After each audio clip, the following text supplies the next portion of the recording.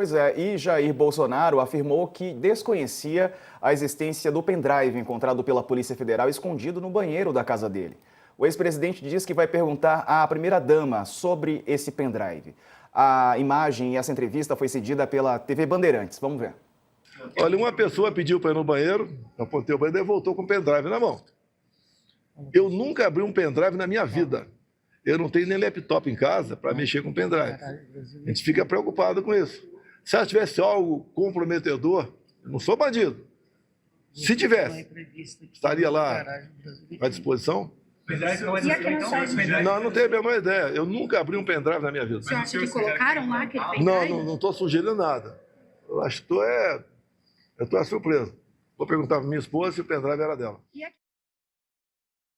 Sakamoto, e agora, o pendrive, né? Tem uma questão, porque assim, a Polícia Federal, para entrar no cômodo, ela precisa da autorização e que alguém, né, que faz parte daquele ambiente, dono daquela casa, proprietário, inquilino, enfim, quem está sendo alvo, alguém da confiança dessa pessoa acompanhe, né, os policiais para fazerem a retirada. Eles tiram foto e tudo mais para garantir, né, que essas provas poderão ser utilizadas mais à frente, caso necessário. O ex-presidente disse que nunca viu o pendrive na vida e vai perguntar à ex-primeira-dama. Olha, Diego, eu acho um tanto quanto constrangedor essa situação, na verdade, porque a primeira-dama Michele Bolsonaro não tem absolutamente nada a ver com essa história, especialmente, né? E o presidente Jair Bolsonaro joga nas costas dela. Vou ver se é da Michele. Poxa, presidente, assume, né? Ou fala que não sabe o que é, fala, olha, eu vou tentar me inteirar para saber o que é, né? Mas o Bolsonaro não se aguenta. Muitas vezes ele faz isso. Toda vez que ele pode, ele joga nas costas de outra pessoa. Ele transfere a responsabilidade, ele terceiriza a responsabilidade. Numa situação como essa, melhor seria que ele falasse, olha, eu não sei nem o que eles estão falando, na verdade, eu preciso me inteirar para saber que história é essa de pendrive no banheiro. Banheiro, ele podia até fazer uma brincadeira, banheiro tem papel higiênico, banheiro tem sabonete, mas banheiro não tem pendrive, né? Agora ele vai e joga o nome da Michele Bolsonaro no meio, né? Lembrando a todos e todas, inclusive, quando eu digo que a Michele não tem nada a ver com isso, o pessoal tá protegendo a Michele, não. A Michele Bolsonaro não foi indiciada, não foi denunciada, não é réu no processo por tentativa de golpe de Estado. Não é. Ela não é. Pode-se discutir, ter outras opiniões a respeito das posições da ex-primeira-dama e diretora do PL Mulher, mas ela não tem absolutamente nada a ver com a história. E aí o Bolsonaro joga, ó, tem que ver com a Michele. Né? Não tem que ver com a Michele. O presidente Jair Bolsonaro, nesse sentido, ele vai ter que, bem, a polícia, vamos ver o que a Polícia Federal vai encontrar nesse pendrive. Pode ter fotos do ex-presidente andando de jet ski durante a pandemia, enquanto pessoas morriam por Covid-19. Pode ter fotos e imagens e vídeos, e vai ver que é um conjunto de vídeos, né, dele zoando e criticando e atacando Alexandre de Moraes, como ele fez tantas e tantas vezes pelas costas, porque na frente do ministro Alexandre de Moraes, o Jair Bolsonaro foi muito pianinho, né? Vamos lembrar todos e todas. Pode ser. Mas vamos esperar para ver, Diego. Pode ser muita coisa. E o interessante é o seguinte, só para finalizar, a Polícia Federal, sempre que faz uma ação como essa, ela é muito cuidadosa, ela verifica se arquivos não foram apagados, ela verifica, né, se tem arquivos gravados sobre outros arquivos. Por quê? Porque todos os indícios são úteis. E vamos lembrar todos e todos, esta operação de hoje, que nasce em meio ao inquérito 4995, o inquérito, ela é diferente do inquérito do golpe de Estado. Ele nasceu exatamente quando o deputado Eduardo Bolsonaro começou a atacar o julgamento por tentativa de golpe de Estado. Primeiro é um inquérito, inclusive, em cima do Eduardo Bolsonaro, e agora o Jair Bolsonaro, ele também é colocado junto com pedido de medidas cautelares, porque estariam atrapalhando, como bem o Diego e a Letícia colocaram, o julgamento pela tentativa de golpe de Estado, que é a ação maior. Pois é. Letícia, a gente vai ouvir o Gustavo Sampaio agora, mas só para confirmar contigo, esse pendrive vai passar por uma perícia, certo? Vai tudo passar para perícia e a gente vai descobrir o conteúdo dele. Pode ser foto de jet ski, pode ser nada a ver com isso. Pode ser foto dos filhos deles de quando eram pequenininhos, da festa de aniversário. A gente não tem a menor ideia ainda do que se trata, mas esse pendrive e os outros aparelhos eletrônicos que foram apreendidos, tudo isso vai passar pela análise da Polícia Federal com a cadeia de custódia toda analisada, marcada ali para mostrar que não houve alteração, que não houve nenhum tipo de movimentação atípica naqueles aparelhos, que o que estava ali é o que foi pego na casa dele, Diego. A Polícia Federal vai ter acesso aos dados armazenados em serviços de nuvem, e-mails e computadores do ex-presidente. A medida foi determinada pelo ministro Alexandre de Moraes, do STF, e a decisão permite que a polícia possa obter e analisar e-mails, mensagens eletrônicas, arquivos digitais e conteúdos presentes em aparelhos celulares, dispositivos de qualquer natureza, inclusive a apreensão de mídias físicas, como é o caso, do pendrive, DVDs, discos rígidos. Os dados poderão ser usados em investigações contra Eduardo e Jair Bolsonaro. O ex-presidente é réu penal sobre tentativa de golpe de Estado e é investigado junto com o filho em inquérito no Supremo por tentativa de intimidar ministros da Corte a partir de atuação junto ao governo dos Estados Unidos. Professor de Direito Constitucional da Universidade Federal Fluminense, Gustavo Sampaio, está aqui conosco. Professor, bem-vindo, boa tarde. Quero começar com essa do pendrive, O ex-presidente Bolsonaro falando que alguém pediu para ir ao banheiro e voltou com um pendrive. É praxe isso acontecer, ou professor? O policial vai lá, tipo assim, sozinho, desacompanhado e colhe algo que pode ser usado como uma prova? Boa tarde. Pode até acontecer. Boa tarde, Diego. Boa tarde a todas e a todos que nos acompanham. Acontecer pode, Sobretudo se vários agentes entrarem numa residência em busca de cumprimento de um mandado judicial para a obtenção de certas provas para análise posterior sobre a ocorrência de um determinado crime.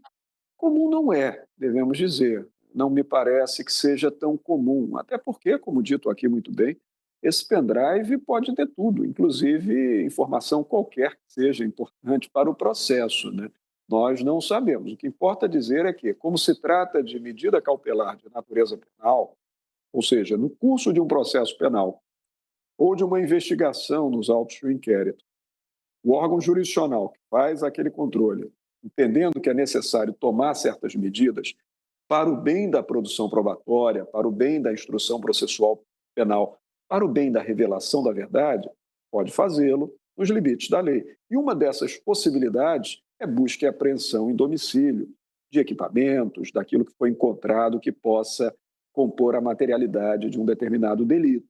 Então, essa medida cautelar teve que ser cumprida e, no meio da execução do cumprimento da medida, lá apareceu o pendrive, supostamente, no banheiro da casa do ex-presidente Jair Bolsonaro. Vai dar pano para manga ainda esse pendrive, Diego? Vai dar, já está dando. Tem pergunta, Sakamoto? Tenho sim. Boa tarde, professor. Seja bem-vindo aqui ao All News. Eu queria colocar para o senhor, porque muita gente estava achando que toda essa ação estava acontecendo aí no curso do julgamento, da ação penal que diz respeito ao julgamento por tentativa de golpe de Estado. E a gente estava até comentando que, na verdade, isso ocorre em meio ao inquérito 4995, que tinha sido aberto originalmente para investigar questões de coação e obstrução de justiça por Eduardo Bolsonaro e que agora Jair Bolsonaro também é incluído nesse inquérito. Queria que o senhor explicasse essa diferença. Foi muitíssimo importante você fazer esse questionamento, Sakamoto, porque a ação penal de grande porte, grande repercussão que está em curso e que o Brasil tem acompanhado desde fevereiro, quando o Procurador-Geral da República, que é o promotor que atua no Supremo Tribunal Federal, ofereceu aquela denúncia, essa ação penal 2668 é por crime de abolição violenta do Estado de Direito, golpe de Estado, organização criminosa armada, deterioração de patrimônio tombado e dano ao patrimônio público da União. Essa é uma ação penal. Mas essa investigação a qual você se refere é uma investigação autônoma ainda que tudo esteja atrelado. Mas é uma investigação que se dedica a apurar a possibilidade de crime de obstrução de investigação sobre organização criminosa, que é crime que decorre lá da Lei 12.850, que é a Lei das Organizações Criminosas, e também por crime de atentado à soberania, a possibilidade de aparecer aí um crime que até agora não tinha sido discutido no debate nacional. Daqueles crimes da Lei 14.197 de 2021, que a lei que instituiu os crimes contra o Estado Democrático de Direito, só se falava no crime de abolição violenta do Estado de Direito e tentativa de golpe de Estado. Agora já aparece a possibilidade de crime de atentado à soberania nacional do Brasil. Então, são investigações autônomas, você está certíssimo. A ação penal que está em curso, aqui já me referi, a 2668, já está terminando, inclusive já vieram aos autos do processo as alegações finais do Ministério Público, agora estão chegando as alegações finais da defesa, e a primeira turma do Supremo Tribunal Federal fará tão logo o julgamento. Essa é uma ação penal. Esse inquérito autônomo pode levar, inclusive, Sakamoto, a nova ação penal. Há uma ação penal autônoma por crime de obstrução de investigação de organização criminosa, por crime de atentado à soberania e até por crime de coação no curso do processo, previsto lá no artigo 344 do Código Penal brasileiro. É muito crime em jogo. Ô, Gustavo, desculpa, vai desculpa lá. engatar uma coisa com o Gustavo, mas é porque tem a ver com essa resposta dele, né? Resposta que foi bem didática e bem clara.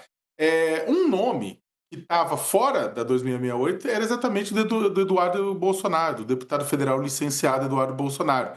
Inclusive, a Polícia Federal tinha, o Mauro Cid tinha citado Eduardo Bolsonaro, Michele Bolsonaro. A Polícia Federal falou, olha, não temos evidências, não temos suficientes elementos para indiciá-los, né? Porque não base só no relator, como você bem explica, como os juristas normalmente explicam, precisa ter materialidade.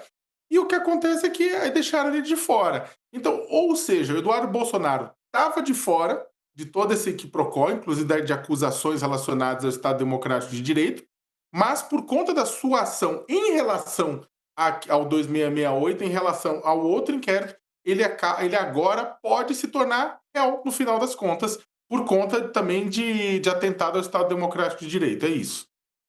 Mas como nós temos princípios muito fortes e necessários, Sakamoto, que vigoram no Estado constitucional democrático, de uma democracia ocidental, de um país livre, é preciso aplicar esses princípios. Um deles, o da responsabilidade penal individual, ou seja, cada um responde por suas ações e omissões, na medida de suas culpabilidades.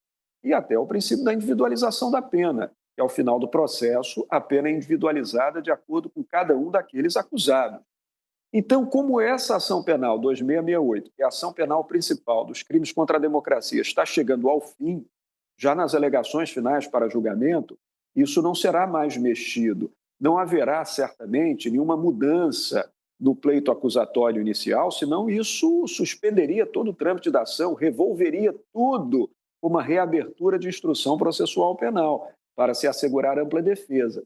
Até porque, se lá atrás o Ministério Público deixou de fora Eduardo Bolsonaro e Michele, por exemplo, em relação aos ditos crimes ocorridos no final de 2022 e início de 2023, os crimes que agora são apurados são autônomos em relação àqueles, né?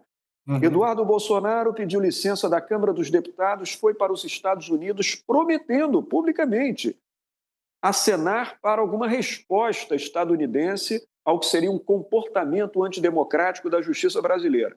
E veio a resposta, uma tarifação aí de 50%. Ora, isso traduz crime do artigo 359L e M? Não, isso traduz um tipo penal autônomo. Se houver, no entendimento da promotoria, ocorrência desse crime, por favor, não estou afirmando nada. Isso poderá traduzir crime de atentado à soberania nacional, crime do artigo 359I, que é outro crime. Isso poderá traduzir coação no curso do processo e poderá traduzir obstrução à investigação de organização criminosa. Aí, certamente, se isso for desse modo entendido, haverá uma denúncia autônoma pedindo a instauração de uma nova ação penal pública para aquele fim.